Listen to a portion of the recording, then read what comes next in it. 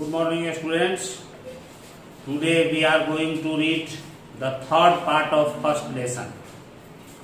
Part 4, the making of Germany and Italy. और साथ ही साथ हम ग्रेट ब्रिटेन के फॉर्मेशन को भी पढ़ेंगे। इसके पहले पार्ट्स में आपने पढ़ा कि 1848 के रिवॉल्यूशन के बाद फ्रांस यूरोप के सबसे पहले नेशन के रूप में दुनिया के मानचित्र पे आया। उसके बाद जो तीन सबसे इम्पोर्टेंट कंट्री थे जो एम्पायर से नेशन के रूप में कन्वर्ट हुआ, वो तीन इम्पोर्टेंट कंट्री थे, जर्मनी, इटली और ग्रेट ब्रिटेन। और इन्हीं तीनों के यूनिफिकेशन को या नेशन फॉर्मेशन को हम पढ़ेंगे। क्वेश्चन में unification of Italy and unification of Germany के हिसाब से क्वेश्चंस वगैरह पूछे जाते हैं, वही टॉपिक्स को हमको इसमें पढ़ना है। तो 1848 के रिवॉल्यूशन के बाद यूरोप में डेमोक्रेसी और रिवॉल्यूशन ये दो आइडियल वर्ड बन गए। हर लोग डेमोक्रेसी की बात करता था, हर जगह रिवॉल्यूशन की बात होती। लेकिन इसके लिए सबसे बड़ी जो ऑब्स्टेकल था, सबसे बड़ी जो बाधा थी, वह था पावर ऑफ मोनार्की। अब यहां जर्मनी के मामले को हमें देखना है। तो पिछले चैप्टर्स में आप पढ़ चुके हैं कि Germany was divided into 300 small principalities, और उस 300 रियासतों को नेपोलियन ने 39 कॉन्फेडरेशन में कन्वर्ट कर दिया था। यानी अब भी जर्मनी 39 राज्यों का एक समूह था और ये सारे 39 राज्य स्वतंत्र थे। ऑल आर मोनार्क, सभी में राजतंत्र था। और साथ ही साथ कुछ ऐसी रियासतें थी, प्रिंसिपलिटीज थी, जो फॉरेन पावर के प्रभाव में भी थी, विदेशी शक्तियों के प्रभाव में भी थी। और वे विदेशी शक्तियां थी ऑस्ट्रिया, डेनमार्क और फ्रांस। ये तीन ऐसे देश थे जिन देशों का जर्मनी के इन रियासतों पर अधिकार था। और जर्मनी के यूनिफिकेशन में सबसे ज्यादा बाधा यही तीन देश उत्पन्न कर रहे थे।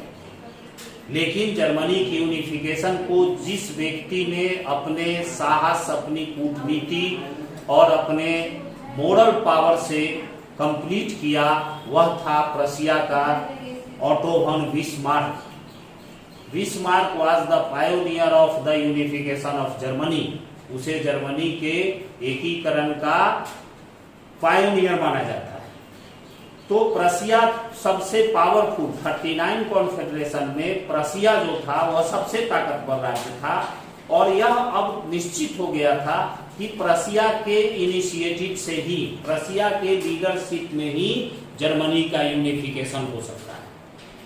तो प्रशिया का जो मिनिस्टर, चीफ मिनिस्टर था वहां का, ऑटो वन बिस्मार्क, ये आप जान लीजिए कि प्रशिया में मोनार्की था, लेकिन वह कॉन्स्टिट्यूशनल मोनार्की था, लेकिन बाकी जगह एब्सोल्यूट मोनार्की था। और प्रशिया का शासक ऑटो वन बिस्मार्क यह चाहता था कि पूरा जर्मनी का यूनिफिकेशन हो, लेकिन जर्मनी की यूनिफिकेशन के विरोध करने वाले मोनार्की थे और बड़े लैंडलॉर्ड्स थे, जिन्हें प्रशिया में जंकर्स कहा जाता था। इनके पास कंबाइंड फोर्स था और उनके कंबाइंड फोर्स का मुकाबला करने के लिए सैनिक शक्ति की जरूरत थी। इसलिए इसके ऊपर में भी लिखा है, can the army be the architect of nation? क्या सेना किसी देश, किसी राष्ट्र का निर्माण करता हो सकती है? तो इसका आंसर जर्मनी से मिलता है कि प्रशिया की सेना ने यूनिफिकेशन ऑफ जर्मनी में बहुत महत्वपूर्ण भूमिका निभाई। तो प्रशिया की सेना बिस्मार्क के लीडरशिप में, और जो प्रशिया की ब्यूरोक्रेसी थी, नौकरशाह, इसमें भी उसमें महत्वपूर्ण भूमिका निभाई। और ये तीन जो फॉरेन कंट्री थे, ऑस्ट्रिया, डेनमार्क और फ्रांस, इनके बीच 7 ईयर वार्स के नाम से ये जाना जाता है। 7 वर्षों तक प्रशिया की आर्मी इन तीन देशों की आर्मी से लड़ाई लड़ती रही। क्योंकि ये तीनों देश जर्मनी को यूनिफाइड होने देना नहीं चाहते थे। अंत में चूंकि प्रशिया के लोगों का मोरल हाई था, इसलिए फॉरेन पावर्स को, फॉरेन आर्मी को उन्होंने पराजित किया और जनवरी 1871 में प्रशियन किंग विलियम फर्स्ट को जर्मन इंपेरर घोषित किया गया वर्साय के पैलेस में। 18 जनवरी 1871 को वर्साय पैलेस में जितने भी जर्मन स्टेट्स थे वो सभी स्टेट के प्रिंसेस भी आए थे, प्रशिया के इंपॉर्टेंट मिनिस्टर्स भी थे जिसमें chief minister auto von Bismarck भी था, और पैलेस ऑफ वर्साय में वो सभी रियासतों के राजकुमारों ने, सभी रियासतों के जो शासक थे उन लोगों ने जर्मन सम्राट कैसर विलियम फर्स्ट को, प्रशिया के पहले वो सम्राट थे, उनको जर्मन सम्राट के रूप में डिक्लेयर्ड किया और ऑटो वन बिस्मार्क को जर्मनी का चांसलर बनाया गया। इस तरह जर्मनी के यूनिफिकेशन का प्रोसेस संपन्न हुआ, जर्मनी का यूनिफिकेशन का प्रोसेस खत्म हुआ और इस तरह जर्मनी एक यूनिफाइड नेशन के रूप में यूरोप के मानचित्र पर उतरा। दूसरा जो इंपॉर्टेंट कंट्री था वह था Italy. Like Germany, Italy was also divided between so many principalities. इस पॉलिटिकल फ्रेगमेंट्स का इटली भी एक सबसे बड़ा उदाहरण रहा है और वह इटली के जो राज्य थे वो डायनेस्टिक स्टेट थे और हैब्सबर्ग एम्पायर के, हैब्सबर्ग साम्राज्य के का हिस्सा था। 19वीं शताब्दी के मध्य में इटली 7 इंडिपेंडेंट स्टेट्स में डिवाइड था, 7 स्वतंत्र राज्य थे उसमें, और वे सभी पर वो 7 राज्य जो थे उसमें सिर्फ एक सार्डिनिया पीडमोंट ही ऐसा राज्य था जो इटालियन डायनेस्टी के रूलर वहां शासन करते थे। बाकी जो उसके राज्य थे जैसे ऑस्ट्रियन हैब्सबर्ग, वह पोप के द्वारा रूल वहां चलता था। जो साउदर्न रीजन था वह स्पेन के बर्बन राजाओं के अधिकार में था। इटालियन लैंग्वेज जो है वह उसका कॉमन फॉर्म था, लेकिन बहुत सारे रीजनल उसमें भी डिलिट्स आ गए थे, जो क्षेत्रीय भाषाओं के शब्द उसमें आ गए थे। तो इटली के यूनिफिकेशन को, जहां आपने पढ़ा है कि यूनिफिकेशन ऑफ जर्मनी को वन मैन बिस्मार्क ने जर्मन पर्शियन आर्मी के हेल्प से पूरा किया, वहीं यूनिफिकेशन ऑफ जर्मनी को पूरा करने में 3 व्यक्तियों का योगदान है। सबसे पहले मैजिनी, दूसरा व्यक्ति था काउंट कैवूर और तीसरा गैरीबाल्डी। और जब यूनिफिकेशन ऑफ इटली के संबंध में आप आंसर लिखेंगे तो इंट्रोडक्शन देने के बाद सबसे पहले कि इटली यूनिफिकेशन के पहले कहाँ किस डायनेस्टी का शासन था ये बुक में लिखा हुआ है ऊपर के पहले पैराग्राफ। उसके बाद मैजिनी ने एक थॉट दिया, तीनों का 3 तरह का योगदान था। कंट्रीब्यूशन ऑफ मैजिनी में मैजिनी ने सबसे पहले आवाज उठाई कि Italy should be A unified nation, और इसके लिए मैजिनी ने सेक्रेट कार्बोनरी ऑर्गेनाइजेशन बनाया यंग इटली के नाम से। 1831 में मैजिनी ने यंग इटली के नाम से एक सेक्रेट सोसाइटी बनाया और 1831 में उसने रिवॉल्यूशन किया, क्रांति किया इटली को यूनिफाइड करने के लिए, लेकिन उसके क्रांति को मोनार्क के द्वारा सप्रेस कर दिया गया, उसको दबा दिया गया। और विक्टर इमानुएल सेकेंड जो था सार्डिनिया पीडमाउंट का, अब उसके ऊपर ये जिम्मेदारी आ गई कि इटली का यूनिफिकेशन कैसे हो, लेकिन उसका थ्योरी और सिद्धांत देने वाला व्यक्ति था मैजिनी।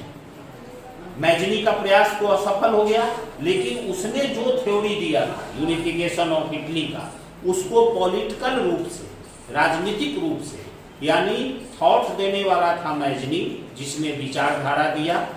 यंग इटली नाम का सेक्रेट सोसाइटी बनाया और उसके द्वारा लोगों के बीच यूनिफिकेशन के बारे में उनके अंदर कंसेंसस जागृत करने का दूसरा व्यक्ति था काउंट कैवूर, जो चीफ मिनिस्टर था सार्डिनिया पीडमोंट का। उसने पॉलिटिकल सिस्टम को अपनाया। वह एक इटालियन एलीट फैमिली से बिलोंग्स करता था और काउंट कैवूर ने सार्डिनिया पीडमोंट की मदद की थी और उसके मदद से, डिप्लोमेटिक मदद से, फ्रांस ऑस्ट्रेलियन फोर्स को 1859 में एक युद्ध में हरा दिया गया। इस तरह ऑस्ट्रिया जो एक सबसे बड़ी बाधा थी इटली के यूनिफिकेशन में, उसको दूर किया।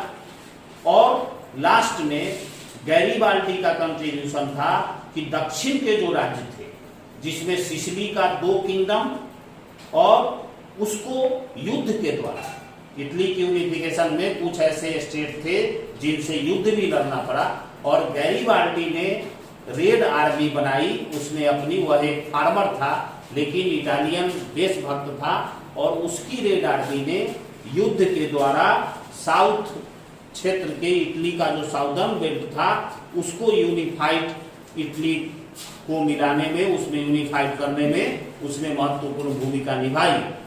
और अंत में जब ये तीनों लोगों के सहयोग से इटली यूनिफाइड हो गया, तो वहां एक नेशनलिस्ट आइडियोलॉजी बनी।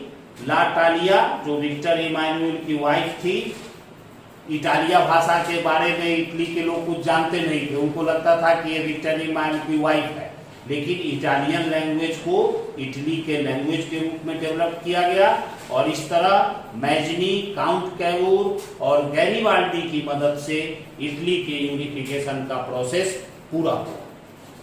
तीसरा केस था strange case of great Britain. Do you know what is the difference between England and Great Britain? England, Ireland, Scotland, Wales, these 4 sovereign states were in 17th century, 17वीं शताब्दी में। आज भी ये 2 देश अलग अलग हैं, आयरलैंड भी अलग है, स्कॉटलैंड भी अलग है, इंग्लैंड भी एक अलग देश है, और वेल्स, वहां का जो राज परिवार है उसे प्रिंसेस ऑफ वेल्स कहा जाता है। तो आखिर ये चारों क्षेत्रों को ब्रिटेन क्यों मिलाना चाहता था अपने क्षेत्र? फॉर्मेशन ऑफ ग्रेट ब्रिटेन के पीछे उसका उद्देश्य क्या था? उसका उद्देश्य था because English man believes that English language and English culture is the superior language and superior culture of the world, so they wants to influence their culture and their language to their all neighbourhood, अपने सभी पड़ोसियों पर वह English भाषा, अंग्रेजी भाषा और अंग्रेजी संस्कृति को से उसको प्रभावित करना चाहता था। लेकिन आयरलैंड और स्कॉटलैंड के भी अपनी डिस्टिंक्ट कल्चर थी, अपना उनका स्कॉटिश लैंग्वेज था। तो इन दोनों देशों में तो इसका विरोध हुआ। लेकिन आप जानते हैं कि इंग्लैंड उस समय में दुनिया का सबसे बड़ा साम्राज्यवादी देश था और वह बहुत ताकतवर कंट्री था 17वीं 18वीं शताब्दी में। तो उसने अपने पावर का इस्तेमाल करते हुए, यह बहुत एक लंबा प्रोसेस था। कहता है कि there was no British notion prior to 18th century. वहां पे सबसे पहले वेल्स, स्कॉट और आयरिश थे। तो 1688 में सबसे पहले ब्रिटेन में मोनार्की का आंदोलन हुआ, राजतंत्र की समाप्ति हुई और इंग्लिश पार्लियामेंट ने मोनार्की के पावर को सीज कर दिया। और उसके बाद वह सबसे पहले एक्ट ऑफ यूनियन के द्वारा 1707 में इंग्लैंड और स्कॉटलैंड को आपस में मिला दिया। इसको आपको याद रखना है, 1707 में इंग्लैंड और स्कॉटलैंड को मिला के United kingdom of great Britain बनाया। और इसका मतलब ये हुआ कि इंग्लैंड अपने कल्चर और अपने थॉट को स्कॉटलैंड पे थोप दिया, यानी स्कॉटलैंड के कल्चर को समाप्त करके उसे पूरी तरह इंग्लिश कल्चर में ले आया गया। ब्रिटिश पार्लियामेंट में जो अंग्रेज सदस्य थे उन्हीं का डोमिनेशन था। और उसके बाद स्कॉटलैंड का भी जो अपना डिस्टिंक्ट कल्चर था, और इसी तरीके से आयरलैंड को भी मिला लिया गया इंग्लैंड के साथ। और सबसे वहां कैथोलिक और प्रोटेस्टेंट, कैथोलिक ये दोनों क्रिश्चियन धर्म के ही दो भाग हैं, कैथोलिक और प्रोटेस्टेंट। तो आयरलैंड में कैथोलिकों का बोलबाला था और ब्रिटेन में, और आयरलैंड में प्रोटेस्टेंटों का। तो जब प्रोटेस्टेंटों ने आयरलैंड में विद्रोह किया अपने अधिकारों के लिए, तो इंग्लैंड चूंकि प्रोटेस्टेंट का सपोर्टर था, इसलिए इंग्लैंड ने प्रोटेस्टेंटों की मदद की और एक कैथोलिक कंट्री को ब्रिटेन के साथ उसको मर्ज कर दिया गया। और इस तरह 1801 में यूनाइटेड किंगडम का निर्माण हुआ, जो एक ब्रिटिश नेशन था, यानी यूनाइटेड किंगडम या ग्रेट ब्रिटेन उसी को कहा जाता है। इंग्लैंड एक अलग देश है, आयरलैंड अलग देश है, स्कॉटलैंड अलग देश है, ये तीनों अलग अलग देश हैं। लेकिन इन तीनों देशों को, और जो ब्रिटेन का राज परिवार है जो वेल्स है, आज भी क्वीन विक्टोरिया उसी वेल्स परिवार की है, इन चारों क्षेत्रों को एक साथ मिला के ग्रेट ब्रिटेन कहा जाता है। यही फॉर्मेशन ऑफ ग्रेट ब्रिटेन है।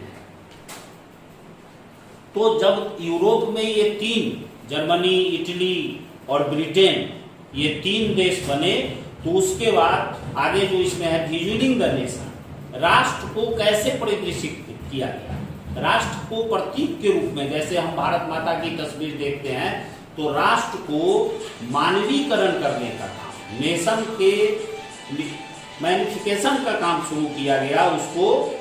जैसे इसमें आप देख रहे हैं जर्मेनिया की तस्वीर है, जो जर्मन राष्ट्र का प्रतीक है। 1850 में पोस्टेज स्टाम्प निकाला गया था। तो फ्रेंच रिवॉल्यूशन के बाद ये प्रोसेस चला था कि लिबर्टी, जस्टिस, ये दोनों को एक मूर्ति के रूप में, पोर्ट्रेट के रूप में विकसित किया गया था। और आगे चल के जब जितने भी राष्ट्र बने, उनको मानव रूप दिया गया, और वही मदरलैंड का है। जैसे हम भारत माता की तस्वीर को हम देखते हैं, जो हमारे भारत देश की आकृति को दिखाता है, यानी उसको मूर्तिमान रूप दिया गया। यही है विजुअलाइजिंग द नेशन। इसको आप पढ़ेंगे तो इसमें ये पता चलेगा कि लिबर्टी का प्रतीक क्या था, रेड कैप। इसके बाद गुसेप गैरिबाल्डी के बारे में इस पेज पे लिखा हुआ है 22 में, इसको पढ़ लेना है। और सबसे इधर आप देख रहे हैं फॉलेन जर्मेनिया, जिस समय जर्मन एक राष्ट्र नहीं बना था, उस समय ये सोई हुई जर्मेनिया की तस्वीर है।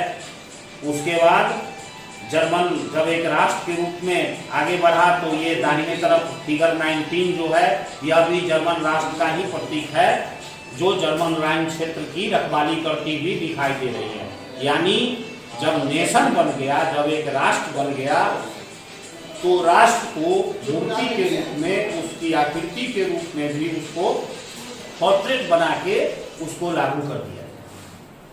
अब इसका सबसे लास्ट जो पार्ट है, नेशनलिज्म एंड इंपीरियलिज्म। दुनिया में हर चीज के पॉजिटिव और निगेटिव दोनों एफेक्ट होते हैं। नेशन फॉर्मेशन प्रोसेस का पॉजिटिव इफेक्ट ये हुआ कि साम्राज्यों का अंत हो गया और साम्राज्य के जगह पर स्वतंत्र राष्ट्र बने। लेकिन नेशनलिज्म दो तरह की होती है, एक हेल्दी नेशनलिज्म, एक एग्रेसिव नेशनलिज्म। हेल्दी नेशनलिज्म स्वस्थ राष्ट्रवाद, संतुलित राष्ट्रवाद, उसको हम ये कहते हैं कि यदि हम अपने राष्ट्र के साथ साथ दूसरे राष्ट्र का भी रेस्पेक्ट करते हैं, that is called healthy nationalism. लेकिन यदि हम अपने राष्ट्रवाद को, अपने ही नेशनलिज्म को सुपीरियर मानते हो और हमारे नजर में दूसरे देश का राष्ट्रवाद, दूसरे देश का नेशनलिज्म अगर कोई मायने नहीं रखता, हम उसके राष्ट्रवाद को खत्म कर देना चाहते हो, हम उस राष्ट्र को गुलाम बना लेना चाहते हो, तो this type of nationalism is called aggressive nationalism. तो नेशनलिज्म का स्प्रेड जब यूरोप में हुआ, तो वह हेल्दी नहीं रह सका ज्यादा समय तक, वह एग्रेशन में आ गया, एग्रेसिव नेशनलिज्म आया।